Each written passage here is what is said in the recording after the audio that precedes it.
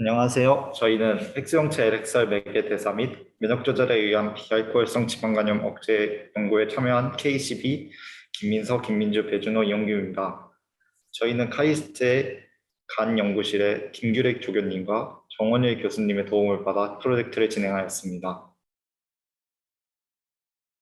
저희 부차는 연구 배경, 연구 목적, 저희가 실험한 연구 방법과 결과, 그리고 집중 연구 기간이 있었던 사진들로 진행될 예정입니다. 먼저 연구 배경을 소개할 텐데요.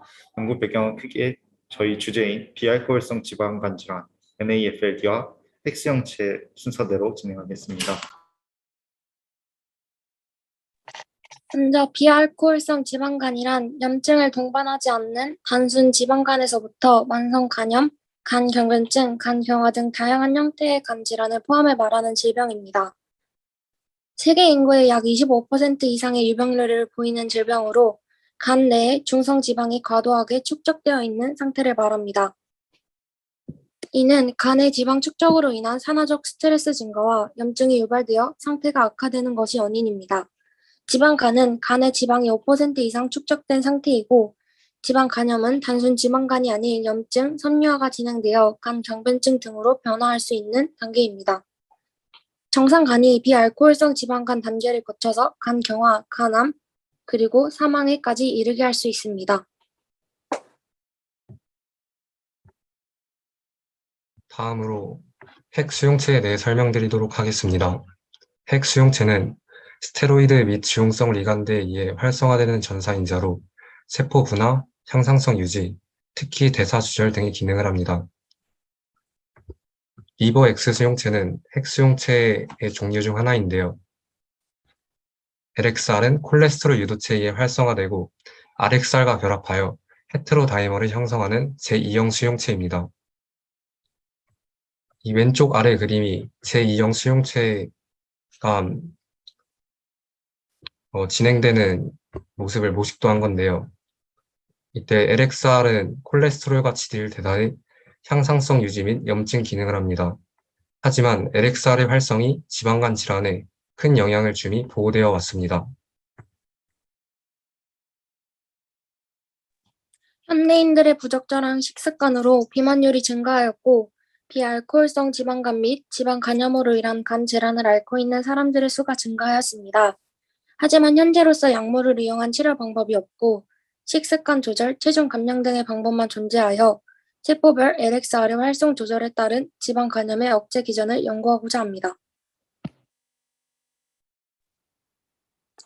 저희는 마우스의 고지방 시기를 급여할 때 지방 간 질환의 유도를 확인하기 위하여 이 실험을 진행하였습니다. 또한 마우스 모델은 그룹당 약 10마리를 사용하여서 진행을 하였고, 고지방 시기를 약 10주간 급여하였습니다. 이때 고지방 시기는 칼로리의 60%가 지방으로 이루어진 시기입니다. 결과를 육안적으로 관찰하였을 때입니다. 고지방 시기를 먹은 마우스가 정상 시기 마우스보다 훨씬 더 큰 것을 확인할 수 있었으며, 무게도 약 15g 이상 더 나갔습니다. 또한 고지방 시기 마우스의 간과 정상 시기 마우스의 간을 비교하였을 때 간의 무게도 약 1g 이상 더 나갔고, 간의 색깔도 차이가 있는 것을 확인할 수 있었습니다.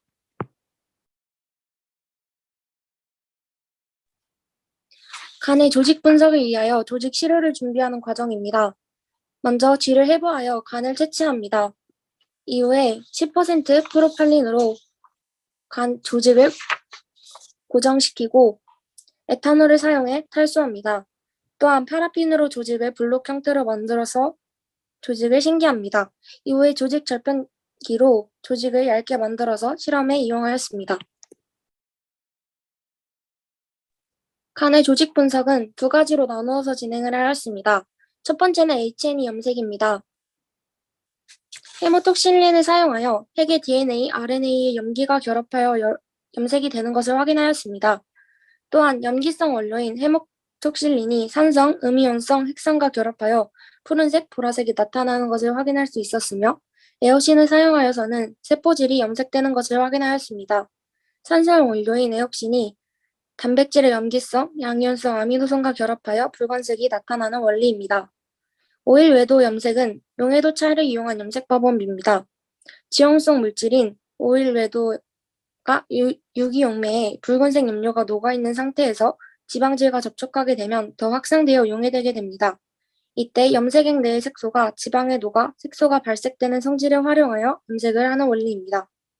염료가 표면에 흡착되는 것이 아닌 내부로 녹아 들어가는 물리적 염색 방법입니다. 다음은 혈청 분석입니다. 혈청 분석은 크게 체열, 혈청 분리, 혈청 분석으로 나누어집니다. 체열 방법에는 크게 안화정맥 체열, 안면정맥 체열, 미정맥 체열, 심장 체열이 있습니다. 저희가 사용한 방법은 안화정맥 체열입니다. 실험을 진행하면서 생각보다 쥐의 눈이 작아 안화정맥 체열을 하는데 어려움이 있었던 걸로 기억이 납니다. 안화정맥 체열로 채취한 혈액을 원심 분리하게 되면 다양한 세포들과 단백질, 혈소판 등이 가라앉고 상층에게는 혈청만이 남아있게 됩니다. 혈청만을 따로 분리하여 혈청 분석기에 넣는데 혈청 분석기는 추출할 시료 전원칩을 넣어 반응한 시료 색깔의 변화를 측정해 양을 분석하는 방식입니다. 간에서는 대부분 ALT, AST, 중성지방 콜레스테롤, 빌리루빈, 알부민, 젖산 등을 측정합니다. 마우스의 간 조직 분석 결과입니다. 육안으로도 확인할 수 있듯이 HME에서 하얀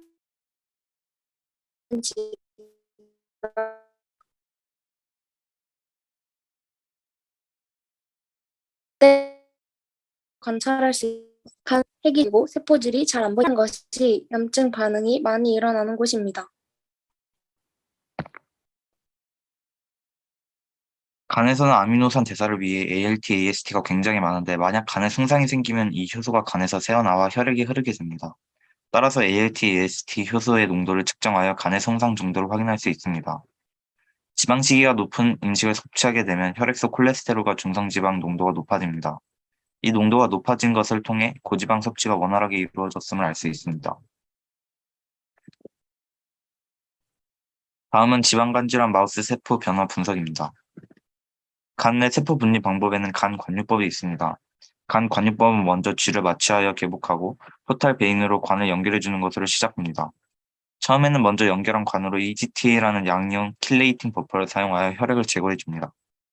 혈액을 제거하고 나면 콜라겐 에이즈라는 세포간 물질인 콜라겐을 분해하는 효소를 흘려주어 간 내의 세포들을 분리할 수 있는 상태로 만들어주는 다이제션 과정을 거칩니다. 그리고 나서 용해된 간 용액을 낮은 속도로 원심 분리하여 무거운 간세포는 가라앉히고 상층액을 다시 높은 속도로 원심 분리하면 간 세포 외의 세포인 NPC를 얻을 수 있습니다. 이 NPC를 세포 간 밀도 차를 이용해 분리할 수 있는 용액을 사용하여 분리하게 되면 쿠퍼셀을 얻을 수 있게 됩니다. 앞에서 간 관류법을 통해 간세포만을 분리해냈습니다. 분리한 간세포를 유전자 분석을 통해 지방 생업상 유전자의 증가를 확인하려고 했는데요. 이때 사용되는 기술이 실싱합 중합 효소 연쇄 반응이었습니다. 그 중에서도 저희 연구에는 RT-qPCR이 사용되는데 이 어떠한 원리인지 설명드리겠습니다. 아래 그림을 보시면 분석하고 싶은 염기 서열을 가진 RNA에다가 먼저 특이적인 프라이머를 붙입니다. 그리고 역전사 효소 RT를 첨가하여서 해당 RNA의 상부적인 DNA를 합성하고 다시 DNA 폴리머레이즈로 두 개의 사슬을 만들어 cDNA를 제조시킨 후 이를 증폭시킵니다. 하지만 여기서 멈추면 만들어진 cDNA의 양을 정확히 측정할 수가 없는데요. 이를 해결하기 위해 현감 염료를 붙이는 등 qPCR 과정을 거치면서 그 양을 정량할 수 있게 됩니다. 처음에 DNA를 바로 증폭시키지 않고 왜 RNA를 역전사시킨 후에 진행했는지 생각을 해봤는데요. RNA는 성숙되면서 해당 세포가 필요한 부분의 염기 서열만 남기 때문에 이러한 RNA를 역전사하여 PCR을 하면서 그 세포의 활성을 반영할 수 있기 때문에 이러한 방법을 사용한 것 같습니다. 또한 RNA는 DNA보다 OH기를 하나 더 가지고 있기 때문에 매우 불안정하다고 들었는데요. 그러므로 RNA 자체를 증폭시킬 수 없기 때문에 역전사를 시켜 DNA로 전환 후에 증폭시키는 것이라고 생각합니다.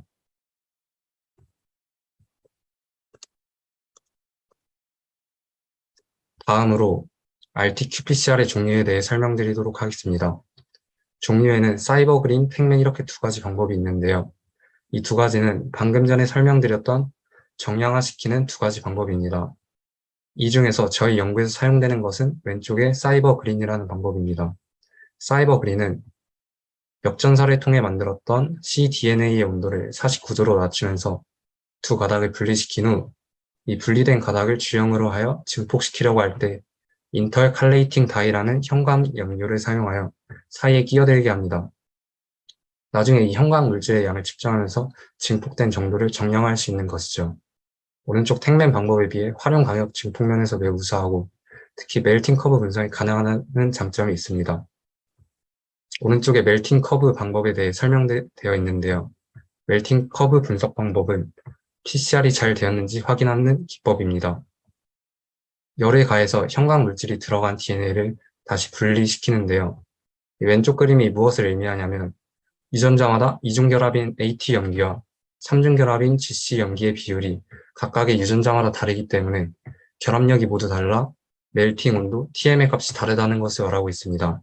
이렇게 다른 TM 값을 거치면서 오른쪽 그림처럼 두 가닥이 분리되는 동안 밑에 그림처럼 TM에서 피크가 한번 찍히게 됩니다.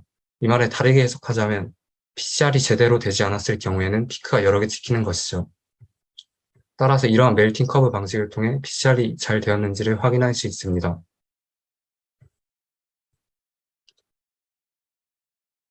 다음으로 컴퓨터로 나온 결과를 분석하는 방법에 대해 알려드리겠습니다. 정량화된 방법과 상대적인 방법이 있는데 그 중에서 상대적인 방법을 설명하겠습니다. 이 방법에는 레퍼런스 진이라고 비교에 쓰이는 유전자가 필요합니다. 레퍼런스 진은 하우스키핑 유전자라고도 불리는데요. 어떠한 환경에서도 사용되는 유전자입니다. 첫 번째 식을 먼저 보자면 PCR을 통해 얻은 그래프에서 우리가 알고자 하는 진의 진폭된 사이클과 레퍼런스 진의 진폭된 사이클의 차를 델타 CT라고 하는데요. 이 값은 그 밑에 식의 컨트롤 델타 CT 값과 같습니다. 이 값을 샘플에 대해서 이미 계산한 델타 CT에서 빼주면 델타 CT 값을 얻을 수 있고 이것은 처음에 로그로 계산했기 때문에 다시 2의 거듭 제곱으로 나타내주면서 상대적인 비교를 하는 값을 얻을 수 있습니다. 따라서 간세포의 지방 증합성 유전자의 증가를 확인할 수 있는 것이죠.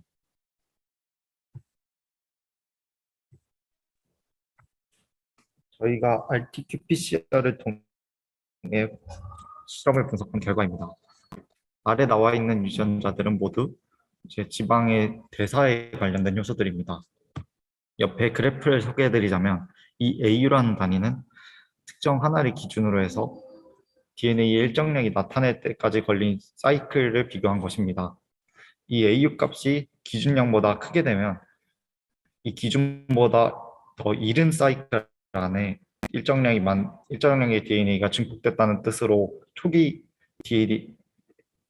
RNA가 더 많았다는 것을 의미합니다. 이 그래프에서 보실 수 있듯이 일반 시기에 비해서 고지방 시기에서 지방의 대사와 관련된 유전자들의 발현 정도가 더 높은 것을 보실 수 있습니다. 따라서 고지방 시기가 간세포에서 지방간을 유발한다는 결과를 얻을 수 있습니다.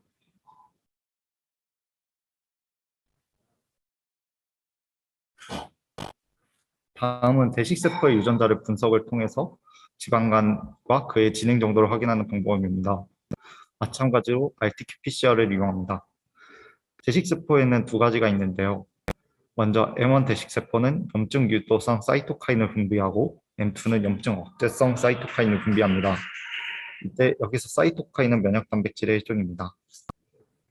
위에 ABCA1과 CD36은 이제 지방의 수송과 관련된 막단백질로서 이제 대식세포에 얼마나 지방이 축적되어 있는지에 따라 발현 정도가 달라지게 됩니다. 보실 수 있듯이 여기 설명에 지방을 외부로 수송하는 단백질과 내부로 수송하는 단백질로 알 수 있듯이 고지방 시기에서는 안에 지방이 많이 축적되어 있기 때문에 외부로 수송하는 단백질이 더 활성화가 되어 있고 일반 시기에서는 내부로 이제 지방을 가져오는 단백질이 비교적 더 많이 활성화되어 있는 것을 보실 수 있습니다. 아래는 M1 마크로파지의 비율을 알아내기 위한 건데요. 이 2-1B랑 TNFA가 M1 마크로파지가 가지고 있는 그런 특이적인 유전자입니다. 마찬가지로 고지방 시기에서 이제 M1 마크로파지가 가지고 있는 유전자들이 많이 발현된 있는 것을 보실 수 있는데요. 이는 이제 고지방 시기를 통해 지방 간의 진행이 진행된다는 것을 의미합니다.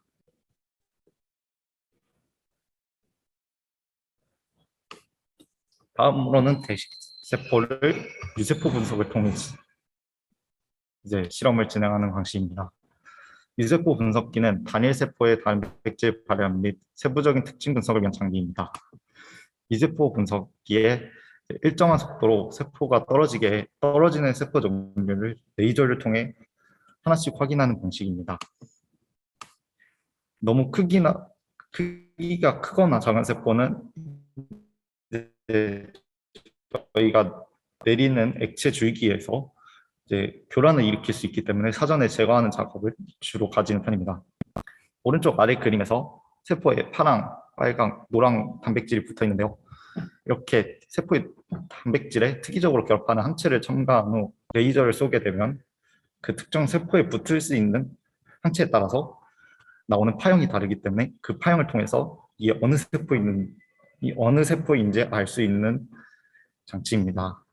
일반적인 장치 외에 아래에 추가적으로 자기장을 걸 수 있게 되면 저희가 원하는 세포를 분류할 수 있는 기능을 가질 수도 있습니다.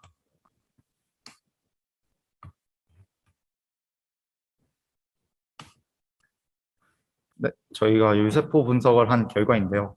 대식세포는 유래에 따라서 두 가지 종류로 나눌 수 있습니다. 간이 항상성을 유지하고 있는 상황에서는 기존의 상주 대식세포가 존재합니다. 간에서의 상주 대식세포는 커퍼셀인데요. 이 커퍼셀은 TIM4의 양의 반응을 일으킵니다. 하지만 간 손상이 생기면 단핵구 유래 대식세포가 생성되는데요. 이 대식세포는 염증성 표현을 주로 나타내고 TIM4의 양성적인 발현을 하지 않습니다. 오른쪽 그래프를 보시면 정상지기와 고지방시기를 급여했을 때 추출한 그 세포의 유세포 분석을 돌린 결과가 나와 있습니다. 왼쪽 아래의 결과가 TIM4의 네거티브한 것을 나타내는 세포로서 이 세포가 염증을 유발하는 대식세포라고 할 수 있고, TIM의 양성적인 반응을 나타내는 오른쪽이 이제 간에 상주하는 퍼셀이라고 할 수 있습니다.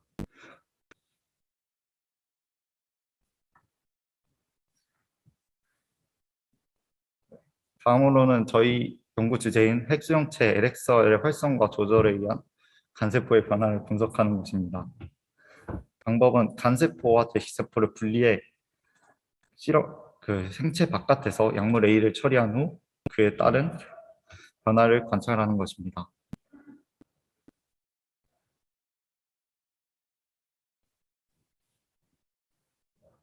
네. 이 방법에서는 마찬가지로 RT-PCR을 이용을 합니다. TO는 저희가 간질환을 일으킨다고 알려져 있는 LXR을 아까 앞서 설명을 드렸는데요. 이 LXR을 활성화하는 리간들을 첨가하게 되면은 LXR이 활성화가 되게 됩니다. 이 그래프를 보시면 TO가 LXR 활성화 리간드로서 마이너스는 이것을 투여하지 않음, 플러스는 이것을 투여함을 의미합니다. 따라서 그래프를 보시면은 둘 다 투여하지 않은 그룹과 활성화 리간드만 투여한 그룹, 그리고 약물과 활성화 리간드를 투여한 그룹을 보실 수 있습니다. 보시게 되면은 아무것도 투여하지 않을 때가 이제 지방 간의 지표로서 사용되는 유전자의 발현량이 가장 낮고, LXR 활성화 리간드를 처리해서 이제 지방 간을 가속화시킨 그 마우스 그룹이 가장 지방 간의 진행 정도의 지표를 나타내는 유전자가 가장 많습니다. 그리고 가장 많은 그 TO를 처리했을 때 저희 약물 A를 처리하게 되면은 그 지방 생합성량을 감소시켜서 그 지표를 떨어뜨리게 됩니다. 따라서 저희 약물 A가 LXR을 활성화를 저해함으로써 지방간을 억제할 수 있다는 것을 의미해 줍니다. 오른쪽 그래프 또한 염증성 사이토카인을 감소시키는 것을 확인을 해요. 저희 약물 A의 효과를 검증하는 실험입니다. 저희가 사용한 약물 A의 기능은 다음과 같습니다. 지방층에서 LXR이 활성화됨을 따라서 이제 대기세포에서 염증성 사이토카인이 분비되어 이제 염증을 유발하게 되는데요. 이때 약물 A가 처리하게 되면 이 과정을 억제함으로써 이제 지방간이 진행되는 것을 막아주는 것입니다. 다음은 추후 연구입니다. 첫 번째는 LXR 결핍 및 억제에 따른 지방간 형성 정도 확인입니다. LXR 결핍 마우스에서 지방간 형성 정도와 약물 A의 마우스 주입을 통한 지방간 억제 효능의 확인을 목적으로 진행되는 연구입니다. 두 번째는 약물 X의 작용 기전 연구입니다. 결합 구조 예측을 통한 약물 A가 핵수용체 LXR에 적용하는 방법 규명과 약물 A의 결합에 따른 LXR 활성 측정 및 지방간 질환에 대한 확인을 목적으로 진행되는 연구입니다.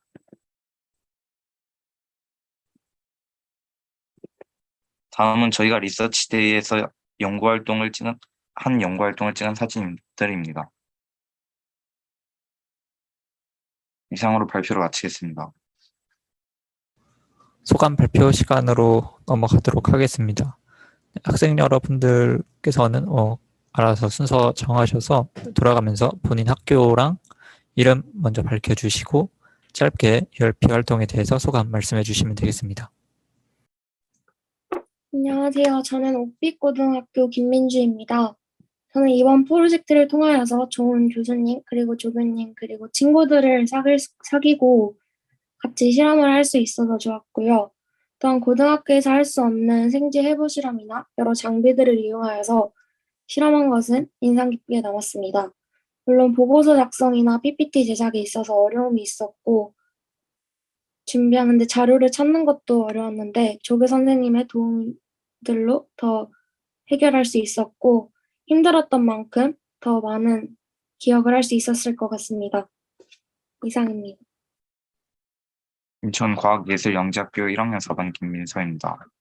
먼저 리서치 데이에 참여하면서 평소 접하기 어려웠던 실험들을 할 수 있게 되어서 정말 좋았습니다.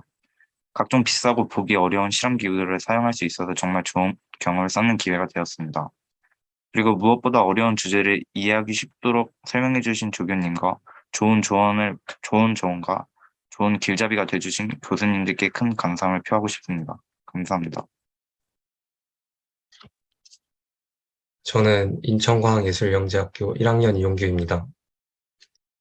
이번 프리-URP를 하고 나서 대학원이 만만치 않은 곳이라는 것을 느꼈습니다. 특히 지뢰해부할 때가 제일 손 떨리고 힘들었고 마지막에는 서 있는 것도 힘들었습니다. 하지만 이러한 과정에서 연구의 재미도 느낀 것 같습니다. 저도 이런 좋은 환경에서 연구를 하기 위해 지금 공부를 열심히 해놔야겠다는 생각이 들었습니다. 이상입니다.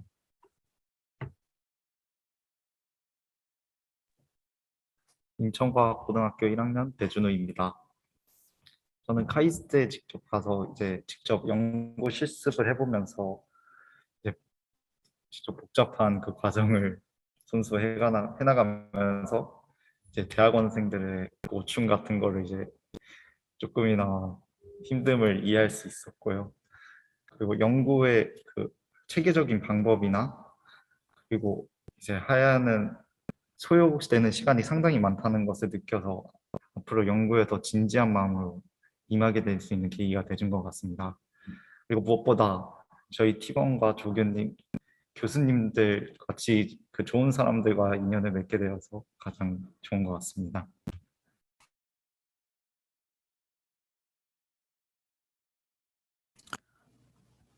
네, 혹시 김규래 조교님께서도 한 말씀 가능하실까요? 네, 안녕하세요. 네, 간질한 연구실의 김규래라고 합니다. 일단 학생들이 하루 리서치 데이로 와서 실습하는, 뭐 힘든 부분도 많고 배운 부분도 많은 것 같은데, 일단 학생들 모두 학교 생활도 바쁘고 한데 사전 연구부터 해서 집중 연구 그리고 리서치 데이까지 와서 잘 참여해줘서 너무 고마웠고, 그리고 처음 배우는 이론도 많고 실험도 많은데 열심히 하는 모습을 보여서 저도 좀 더 많이 알려주고 싶었던 것 같습니다. 그리고 저 또한 학생들한테 뭐 연구 내용을 얘기하고 이해를 좀 도파할 수 있는 좋은 기회였다고 생각을 하고, 학생들하고 연구의 한 부분을 같이 수행해보는 게 의미 있었던 시간이라고 생각을 하고요. 그래서 사후 연구 기간에도 잘 마무리하고 연구랑 그리고 연구 외적인 부분으로도 많이 얻어갔으면 좋겠습니다.